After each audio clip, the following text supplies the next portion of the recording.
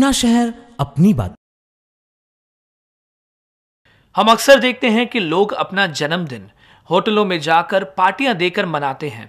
वहीं दूसरी ओर हमारे शहर के व्यापारी सुमित दुमार ने अपने जन्मदिन पर एक मिसाल कायम की है। अपने जन्मदिन के उपलक्ष्य में उन्होंने वसति गृह के बच्चों के लिए एक रेफ्रिजरेटर गिफ्ट की है। आइए आपको दिखाते हैं क्या है ये खबर। आज माननीय युवा उद्योगपती सुनील भाऊ धुमाळ यांनी आज त्यांच्या वाढदिवसाचा कार्यक्रम आमच्या मुलांसोबत सादर केलेला आहे। ॲक्च्युली जनरली असं पाहायला मिळतं की मोठ्या लोकांचे जे वाढदिवस आहे ते मोठ्या मोठ्या हॉटेलामध्ये मोठ्या लोकांसोबत साजरा करतात, पण त्यांनी एक नवीन संकल्पना आज इथे मांडलेली आहे की आमच्या बालगृहांमधल्या मुलांसोबत त्यांनी आपला वाढदिवस सादर केलेला आहे।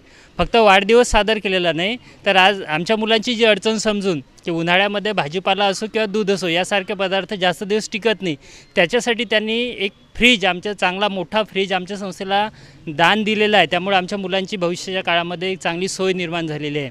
त्यामुळे आजच्या या प्रसंगी मी त्यांना धन्यवाद देतो आणि त्यांचे आभारसुद्धा मानतो। त्याचप्रमाणे ईश्वरचरणी अशी प्रार्थना करतो की त्यांच्या आयुष्यात हा दिवस वारंवार यावा, भरपूर दिवस ते जगावे आणि पुढचे सुद्धा वाढदिवस आमच्या मुलांसोबत ते साजरे करतील अशी एक अपेक्षा त्यांच्याकडून व्यक्त करतो। आणि आमच्या बालगृहामध्ये ज्या असणाऱ्या छोट्या मोठ्या अडचणी आहे त्या अडचणीच्या काळामध्ये भाऊ आमच्यासाठी धावून येतील अशी सुद्धा त्यांच्याकडे एक अपेक्षा व्यक्त करतो। थँक्यू।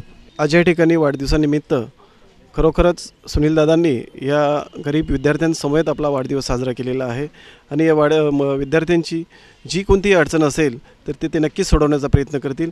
मी या ठिकाणी आपणास एक ग्वाही देतो की पुढल्या वर्षीचा जो वाढदिवसाचा कार्यक्रम होईल त्या वाढदिवसाला या बालविद्यार्थ्यांसाठी जे काही कपडे लागतील ते मी माझ्या परीने त्यांना देण्याचा प्रयत्न करणार आहे। तुम्ही फक्त या शाळेतील शिक्षकांनी आम्हाला 2 दिवस आधी त्याची सूचना द्यायची की विद्यार्थी किती आहेत, ते मी दादांच्या मार्फत त्यांचं या ठिकाणी वाटप करण्यात येईल।